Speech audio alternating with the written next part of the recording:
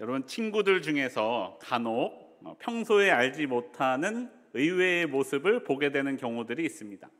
특별히 남자들은요, 예비군 훈련을 가면 그래요.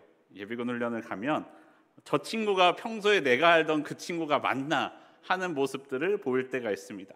이상하게도요, 군복을 입으면 졸려요. 군복을 입으면 앉고 싶고 눕고 싶어집니다. 그런데 그런 친구들의 모습이 또 갑자기 달라질 때가 있어요. 언제요? 이 훈련 종료를 걸고 현역 군인들과 내기를 하면은 달라져요. 눈빛이 달라지고 갑자기 속도가 막 빨라집니다. 먼저 끝내는 사람 빨리 퇴소시켜드립니다. 그러면요, 행동들이 아주 번개같이 줄을 섭니다. 마치 2년 동안 훈련했던 것들이 갑자기 튀어나오죠. 예비군들이 대부분 병장으로 전역하잖아요. 군복만 입으면 병장이 되어버리는 거예요. 기술적으로는 아주 뛰어난데 몸은 아주 늘어져 있는, 남자들만 웃으시죠? 그런 모습이 되어버립니다. 사람이요, 어떤 옷을 입으면 그에 합당한 행동을 하게 됩니다. 아니요, 그렇게 해야만 합니다.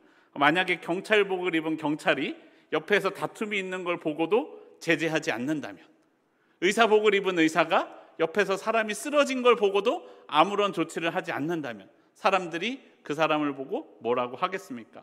그 옷이 아깝다라고 말하지 않겠습니까?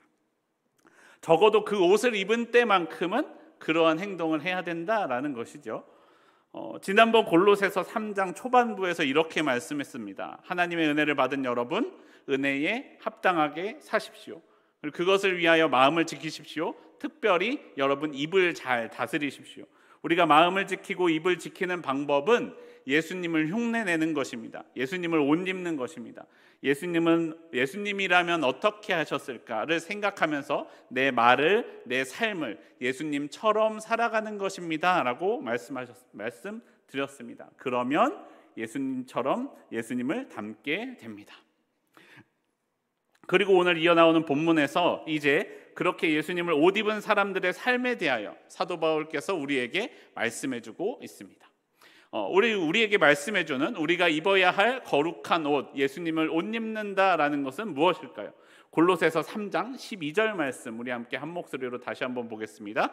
3장 12절입니다. 시작. 그러므로 너희는 하나님이 택하사 거룩하고 사랑받는 자처럼 긍휼과 자비와 겸손과 온유와 오래 참음을 옷 입고, 우리는 예수님의 사랑을, 은혜를 먼저 받은 자이기 때문에 이 하나님께서 택하신 거룩하고 사랑받는 자처럼 행하라 라고 말씀하십니다. 그렇게 해라 라고 말씀하십니다. 다시 말하면요, 하나님이 택하시고 거룩하고 사랑받은 자로서, 그런 자로서 행하라 라고 말하는 것과 같습니다.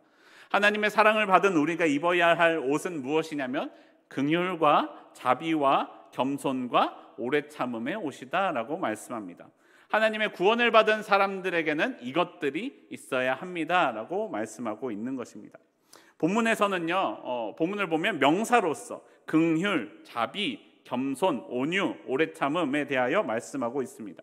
그런데 사도 바울이 우리에게 가르쳐주는 것은 그것을 옷 입고 그 옷을 입고 그것처럼 행하라, 그렇게 행하라라고 말씀하고 있는 것입니다.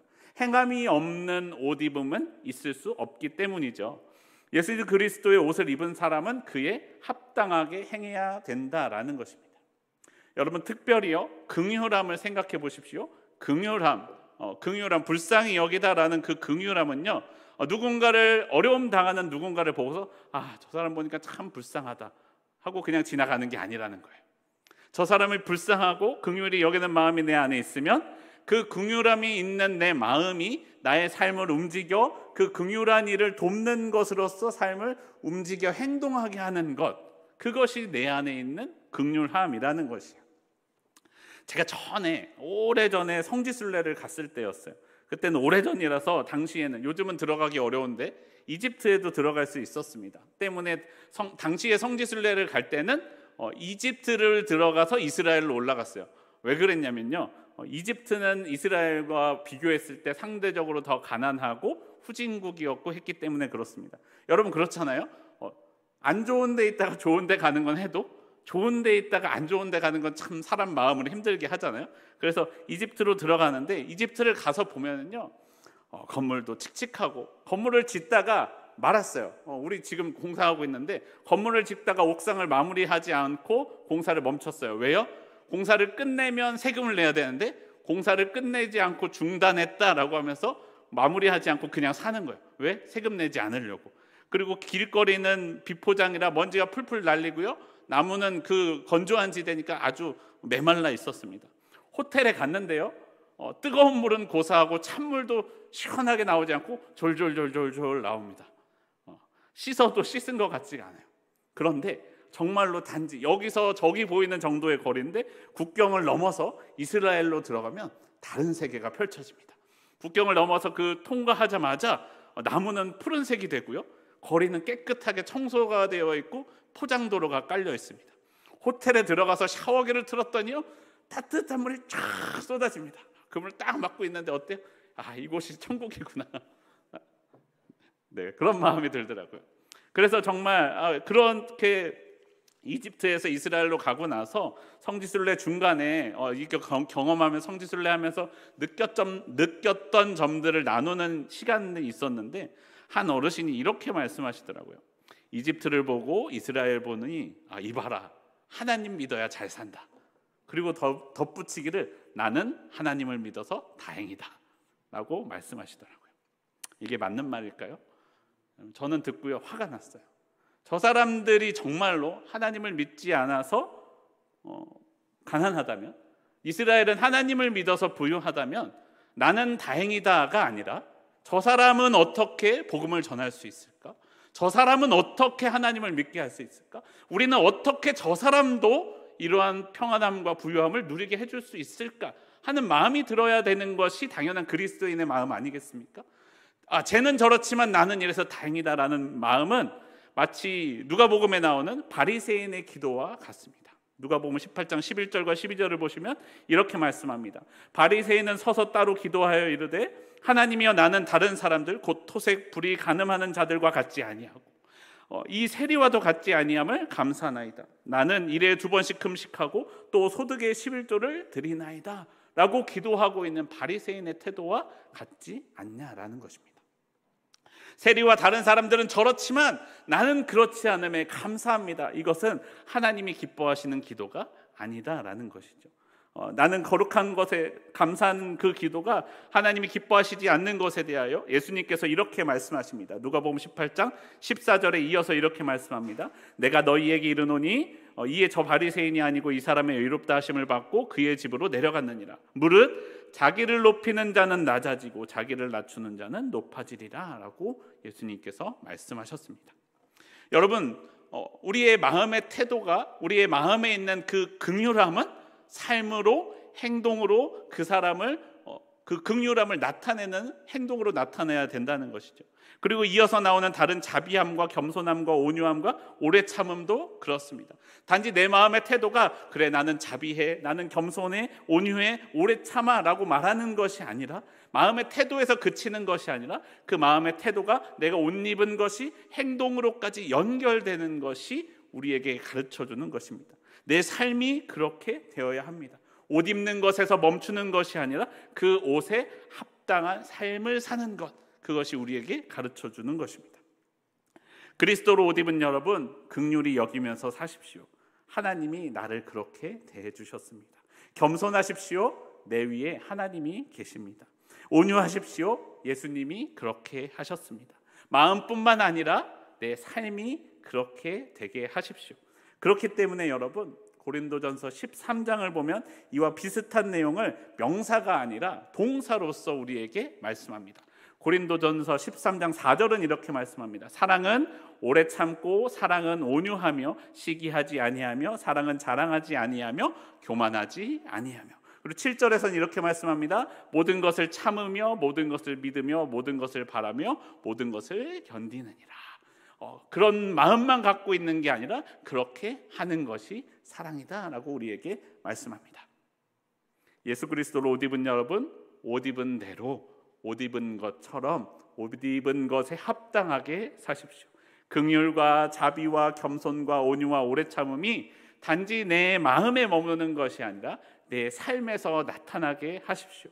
예수 그리스도로 입은 그 옷에 합당한 행동으로 살아가는 저와 여러분의 삶이 되기를 바랍니다. 그런데 중요한 거는요, 이 조항들을 보시면요, 모두 다 홀로 하지 못하는 것입니다. 관계 가운데에서 나타나는 모습들이라는 것이에요. 물론 내가 내 마음만 온유하게 지키는 것도 쉽지 않을지도 몰라요. 그런데 상대적으로 내가 홀로 거룩하기는 어떻게 보면 쉬워요. 홀로 거룩하기는 쉬운데 누군가와 함께 거룩하기가 어려운 거죠. 내가 어딘가 공동체에 들어갔을 때는 달라져요. 내가 원하는 사람들만, 내가 좋아하는 사람들만 모아놓은 곳에 들어가면 조금 괜찮을 수 있겠죠. 그런데 우리가 늘 그럴 수 있습니까? 그렇지 않은 사람들과도 함께 한 공동체를 이루어야 할 때가 있지 않습니까? 그야말로 다양한 사람들이 모였을 때, 그럴 때는 더욱더 그렇습니다. 여러분, 우리는요, 사랑만 받을 때는 내 본 모습을 몰라요. 내가 다 이해될 때는 나를 잘 몰라요. 하나님의 구원받은 사람들의 진가는 공동체 가운데 들어갔을 때 그 모습이 나온다는 거예요. 많은 모태신앙들이 그렇지만 저는 어렸을 때부터 교회를 다녔고 교회 공동체 가운데 살았어요. 학교에 가도 교회 친구랑 놀고 동네에 가도 교회 친구랑만 놀았어요. 근데 제 친구는 다 교회 친구였어요. 그래서 어렸을 때는요, 저 착하다는 소리 많이 들었습니다. 딱 봐도 착해 보이지 않습니까? 아니, 웃으시는 분은 아니라는 건가요? 그렇죠? 착해 보이죠? 그런데 착하다는 소리 많이 듣고 살았는데 화낼 일도 사실 거의 없었죠. 아무리 세상 사람들이 교회 욕해도요, 세상 사람들과 교회 사람들 비교하면 누가 더 착해요? 교회 사람들이 대부분 더 착해요. 그래서 교회 가운데 있을 때는 평균적으로 착하게 지냈어요. 저는 제가 화가 없는 사람인 줄 알았어요. 저는 화가 잘 안 나는 사람인 줄 알았어요. 그런데 점점 성장하다 보니까, 크다 보니까 달라지더라고요. 다 교회 사람들 같지 않더라고요. 내가 선하게 대한다고 그 사람이 나를 선하게 대해주지 않더라고요. 아니, 내가 선하게 대했는데도 악하게 대하고 하는 사람들이 있더라고요. 자신의 이익이 걸리면요, 사람들의 눈빛이 달라지게 됩니다. 조금의 손해도 감수하지 않으려 하는 것이 세상 사람들의 모습입니다. 그런 사람들 가운데 들어가서 살다 보니까요, 사실 제가 착한 것이 아니었다는 것이 드러나게 됩니다. 단지 제 안에 있는 화가, 제 안에 있는 못된 모습들이 나타나지 않을 수 있도록 그런 사람들과 함께 있었던 것뿐이죠. 그런 환경 가운데 있었던 것뿐임을 깨닫게 되었습니다. 저도 상황이 좋지 않아지니까요, 화가 나고요, 분노하게 되는 제 모습을 보게 되더라고요. 그런데 여러분, 이때 구원받은 사람의 진가가 나타납니다. 내가 구원받았음을 그때 나타나게 됩니다. 누군가가 생각하기에 당연히 분노할 만할 때, 당연히 화가 날 수 있을 때, 그때 말입니다. 모두가 그래, 저 정도 했으면 쟤 분명히 화날 거야, 분명히 쟤 화가 날 거야, 화가 나고 말고 하고 하는 그때에 내 모습이 아닌 내가 옷 입은 예수 그리스도의 모습이 나타나게 하는 것입니다. 그때 내가 예수님을 따라 긍휼함과 자비와 겸손과 온유와 오래 참음의 옷을 입은 대로 행동합니다. 당연히 분노의 대상을 향하여 용서하고 사랑하는 것입니다. 그래서 골로새서 13장 13절과 14절 이렇게 말씀합니다. 13절과 14절 함께 한 목소리로 읽겠습니다. 시작. 누가 누구에게 불만이 있거든 서로 용납하여 피차 용서하되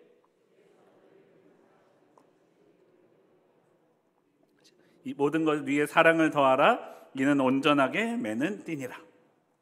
공동체에서도요, 불만이 없을 때는 잘 몰라요. 그냥 잘 굴러갈 때는 몰라요. 문제가 없을 때는 잘 모릅니다.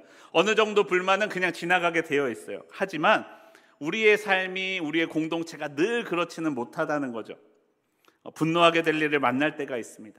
여러분, 그때요, 용서해 주십시오. 사랑해 주십시오. 왜 그래야 될까요? 주님이 나를 사랑해 주셨습니다. 주님께서 나를 사랑해 주셨기 때문입니다. 내가 사랑받을 만해서 사랑해 주신 게 아니라, 내게 자격이 있어서 사랑해 주신 게 아니라 주님이 사랑이셔서 나를 사랑해 주셨기 때문입니다.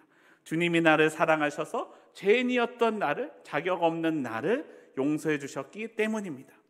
이제 우리는요, 내가 하나님의 택하심을 받은 거룩하고 사랑받은 자이기 때문에 나도 용서할 수 있습니다. 여러분, 저 사람이 용서받을 만해서 용서하는 게 아니에요.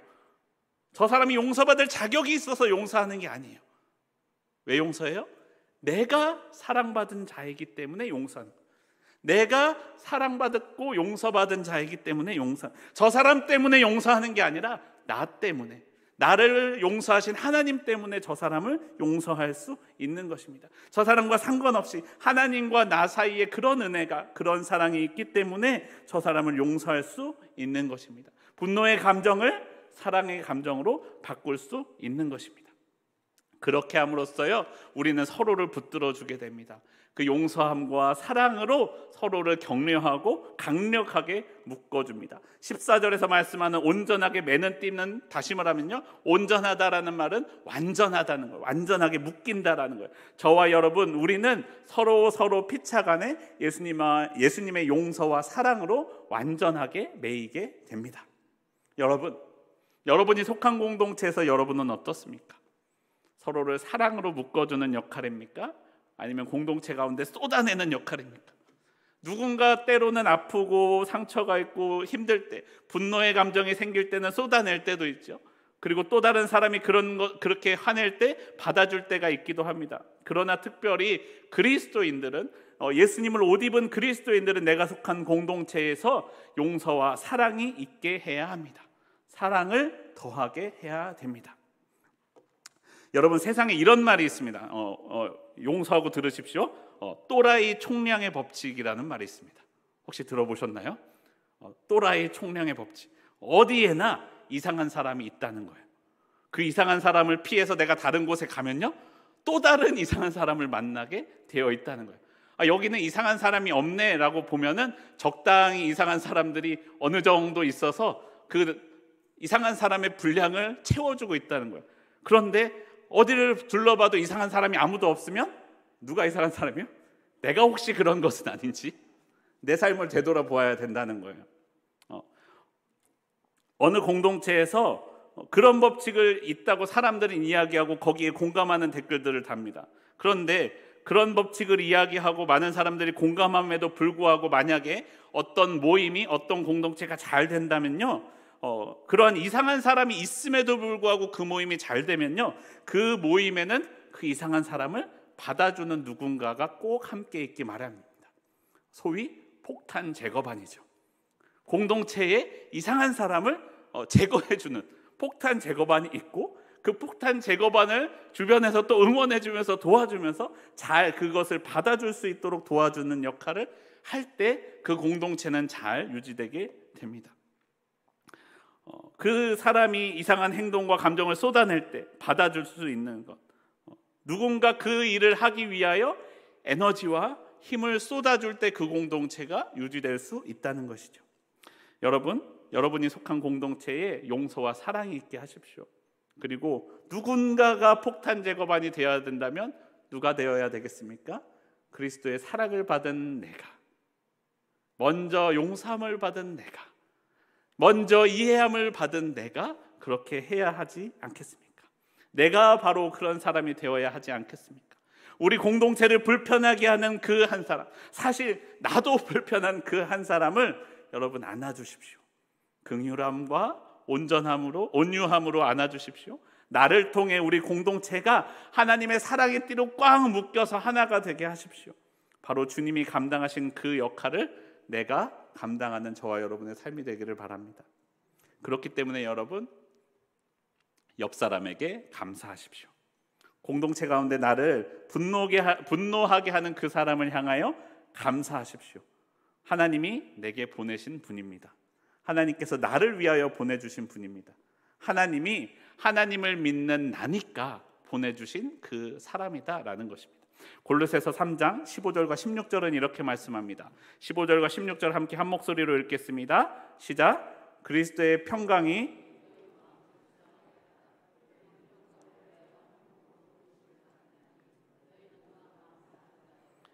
그리스도의 말씀이 너희 속에 풍성히 거하여 모든 지혜로 피차 가르치며 권면하고 시와 찬송과 신령한 노래를 부르며 감사하는 마음으로 하나님을 찬양하고. 우리는 나를 힘들게 하는 그 사람을 대할 때 그리스도의 평강이 나의 마음을 주장하게 해야 됩니다. 그 어떤 사람과도 평강을 이루어야 합니다. 여러분, 감사해야 됩니다. 이상한 사람을 대할 때 감사하셔야 됩니다. 내가 폭탄 제거반이 되었을 때 감사하셔야 됩니다. 아니 목사님, 그냥 감사하고 받아들이기도 그냥 용서하고 받아들이기도 힘든데 감사하라니요. 말이 됩니까? 여러분, 그런데 감사하십시오. 그것이 하나님의 말씀입니다. 여러분, 내가 감사해야 되는 첫 번째 이유는 무엇이냐면요, 그 이유는 그 어려운 이와의 관계를 통하여 그리스도의 말씀이 내게 더욱 풍성해지기 때문입니다. 내가 그 어려운 일을 대할 때 내 안에 그 말씀이 실제가 됩니다. 예수님의 말씀이 2000년 전에 예수님이 그냥 하셨다가 지나가신 말씀이 아니라, 성경책에 기록되어 있고 나와는 상관없는 말씀이 아니라 지금도 내 안에 살아계셔서 역사하시는 말씀이 된다는 거예요. 내가 그렇게 살아갈 때, 내가 그렇게 옷 입을 때, 내가 그러한 이들을 용서하고 받아들일 때 내 안에서 지금도 예수님께서 살아계셔서 역사함을 내가 경험할 수 있다는 거예요. 그렇기 때문에 말씀이 내 안에서 더욱 풍성하게 된다는 거예요. 그냥 머리로 아는 지식으로서의 말씀이 아니라 내 삶이 된 풍성한 말씀이 된다라는 것입니다. 그리고 두 번째로, 우리는요, 피차 가르치고 권면하는 존재이기 때문입니다. 저와 여러분은 서로 가르치고 권면하는 존재입니다. 완벽한 사람은 아무도 없습니다. 우리는 서로를 도와주어야 합니다. 그리고 아무리 내가 보기에 연약한이라도, 내가 보기엔 아무리 이상해 보이는 그 사람이라도 나보다 더 나은 점이 있고 내가 배울 점이 있다라는 거예요. 우리는 서로를 가르치며 배우는 존재라는 것을 기억해야 됩니다. 내가 그를 용서하고 사랑할 때, 내가 그 사람을 품어줄 때, 내가 그 사람으로부터 피차 배우게 된다라는 것입니다. 이제는 끝나서 슬픈데, 전에도 한번 말씀드렸던 자폐 장애를 가진 변호사가 나오는 이상한 변호사 우영우가 드라마가 있습니다. 끄덕이는 분들은 다 한 번씩 보셨죠? 그 드라마에서 신입 변호사들을 멘토해주는 선배 변호사에게 자폐가 있는 우영우 변호사의 신입 지도를 맡고 함께 지도를 받고 있는 권민우 변호사가 이렇게 이야기합니다. 선배 변호사에게 이렇게 이야기합니다. 아니, 우영우 변호사의 실수와 예측할 수 없음에 대하여 페널티를 줘야 되지 않습니까? 그런 것들을 눈 감아주는 것은 부당하지 않습니까? 라고 이야기합니다. 그러니까 그 선배 변호사, 정명석 변호사가 이렇게 이야기합니다. 배려가 아니라 난 우영우 변호사가 꽤 잘하고 있다고 보는데, 사건이 집요하게 매달리는 힘도 좋고 발상도 좋고 창의적이고, 권민우 변호사도 우영우 변호사한테 배울 점이 있을 거예요 라고 말합니다. 그리고 덧붙여서 이렇게 이야기합니다. 같이 일하다가 의견이 안 맞고 문제가 생기면 서로 이야기해서 풀고 해결을 해야죠. 매사에 잘잘못 가려서 상 주고 벌 주고 난 그렇게 일 안 합니다 라고 이야기합니다. 여러분, 우리를 향한 하나님의 말씀이 아닐까 생각하게 됩니다. 이후로요, 이 우영우 변호사 덕분에 이 선배 변호사가 헷갈려하는, 떠오르지 않는 법조문을 막 말해주기도 하고요, 일반적인 사람들이 생각하지 못하는 의외의 아이디어들로 문제를 해결하기도 합니다. 이것이 우리들의 삶에서도 나타나는 것이다 라는 것이죠. 여러분, 하나님의 나라는요, 서로를 평가하고 순위를 매기는 나라가 아닙니다. 하나님의 나라는요, 용서의 나라고 사랑의 나라다라는 것을 기억하십시오. 그것이 하나님의 나라입니다. 만약에 그렇지 않았다면 제가 어떻게 하나님의 나라에 들어가겠어요? 만약에 그렇지 않았다면 여러분이 어떻게 하나님 나라에 들어가겠습니까? 하나님의 나라가 용서의 나라고 사랑의 나라이기 때문에 저도 들어갈 수 있고 여러분도 들어갈 수 있고, 내가 미워하는, 우리 마음에 나에게 힘들게 하는 그 사람도 하나님 나라에 들어갈 수 있다는 것입니다. 사랑하는 성도 여러분, 여러분이 거하시는 그 공동체가 하나님의 나라가 되게 하십시오. 내가 속한 그곳이 하나님의 사랑이, 하나님의 용서가 긍휼과 자비와 겸손과 온유와 오래 참음이 가득한 공동체가 되게 하십시오. 사랑으로 서로를 붙들어 줌으로써 서로를 가르치고 세워주며 함께 하나님의 나라를 세워가는, 사랑의 띠로 꽉 메어서 완전하게 하나 된 저와 여러분의 삶이 되기를 소원합니다.